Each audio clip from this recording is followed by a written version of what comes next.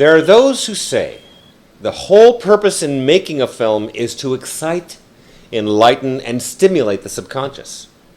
There are those who say that the only real reason to make a movie is to make some money and stimulate the economy. Then there are others who just want to show some tits and scream curse words. Me?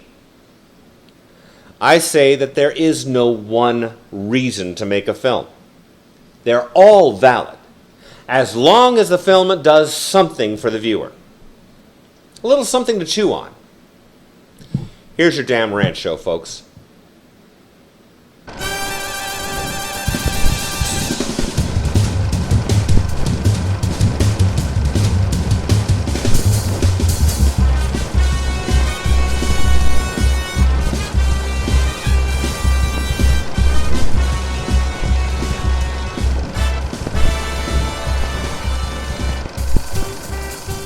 Greetings, I'm E. Adam Thomas and welcome to Film Rants. Tonight's film is Richard Kelly's 2001 drama, Donnie Darko, starring Jake Gyllenhaal, Jenna Malone, and Drew Barrymore. Now first, let me just get this out of the way. When I first decided to do an episode on this film, I had intended to make a bunch of trite comments about this film, like it being a cool cross between a John Hughes and a David Lynch film.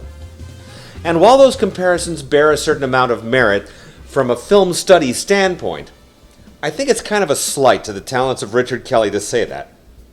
I'm not saying that he might not have been influenced by those directors, he very well might have been, but to minimize his creative vision on this film by implying that it's some sort of weird mashup between Pretty in Pink and Mulholland Drive seriously diminishes what this film truly is. This is, by all rights, a genuinely original work. It's not an adaptation of a previous work. This shit all came out of Kelly's brain. For those who haven't seen the film, it follows the titular character, played by Jake Gyllenhaal, through the troubled malaise of October 1988.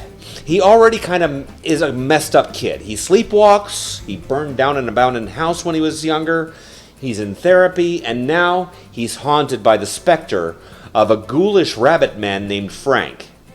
Strangely, Frank first appears to him the night he is supposed to get smashed in his bedroom by a dislodged jet engine from a commercial aircraft. From there, he finds love with a troubled young girl, Gretchen, played by Jenna Malone, enlightenment from a forward-thinking English teacher, Barrymore, and a deserving adversary in a sleazy self-help guru, played by Patrick Swayze. I won't waste any more of this rant trying to describe this film because it really does deserve your full attention. Unbetrayed. Needless to say that I really feel that this is an amazingly unique and powerful film. And it does something very few films really ever do anymore. It stirs emotions. That's what a good film or a good play, song, book, or painting is supposed to be.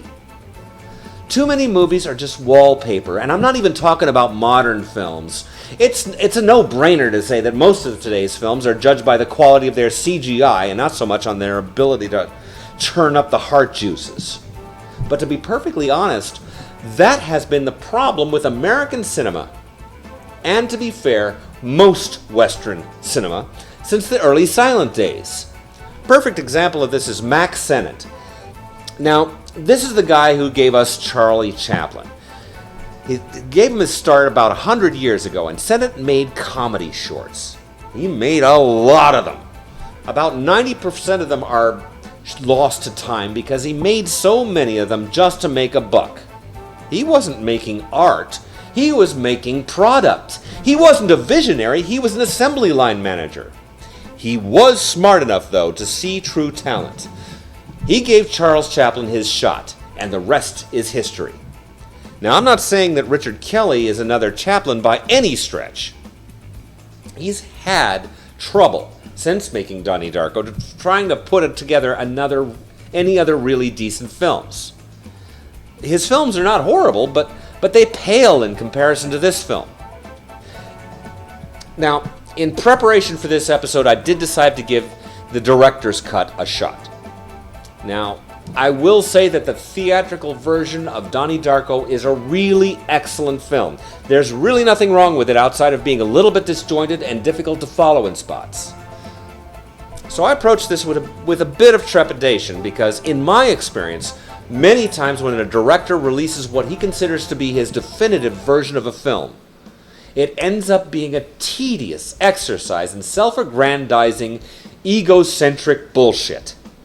Look, I know well and good that studios love to fuck with a movie until their market research department is tickled in the testes, and many a filmmaker has known the agony of having to witness the end result of some suit-wearing misanthrope with a pair of scissors and some scotch tape thought-raping their film into an unwashable piece of fucking shit, then having to take the blame when the wobbly little shit stain of what may have once been a really awesome motion picture ends up crashing harder than the Hindenburg at the box office.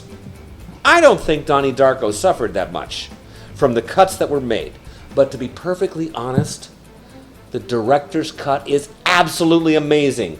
It's only an extra 20 minutes, but it's one of the few times that I was absolutely delighted to be wrong about my reluctance. The theatrical cut is a really awesome film, but somehow the emotions evoked by Kelly's recut were significantly deeper and more meaningful, and visually a lot more stimulating. One quick note about the film's box office reception, though. This film was only made on a budget of $4.5 million. This film, though, was released in October of 2001, barely more than a month after the September 11th attacks. It's understandable that marketing such a film where the central story is set into motion by a commercial jetliner's engine crashing into somebody's house, that had to have been an enormously difficult sell. This film is unusual to begin with, and it was neither intended nor destined to be a blockbuster by any stretch. But it is really fucking unfortunate that such an awesome motion picture had to get shitbagged so badly by the stupidity of a bunch of asshole extremists, terrorists.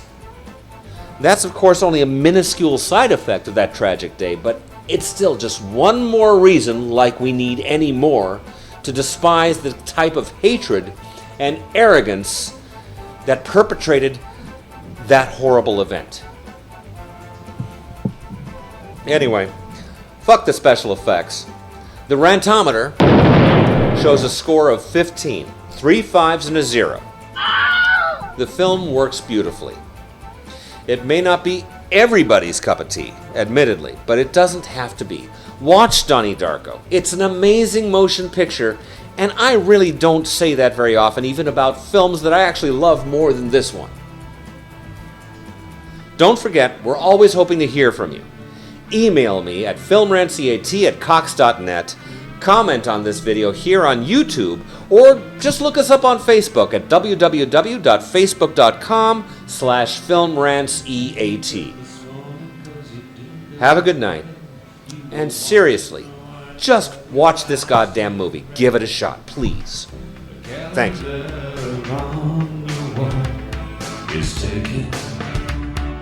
Days off, you've been reading some more letters.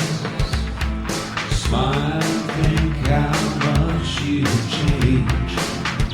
All the money in the world couldn't buy back those days. Roll back the curtains and the sun burns into your eyes. Right.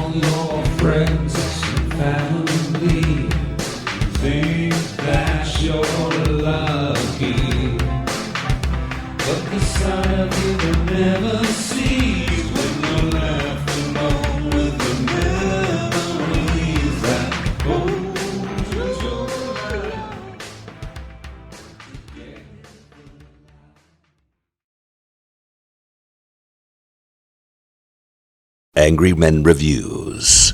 Many fucks said, no fucks given. What's up, fuck ass?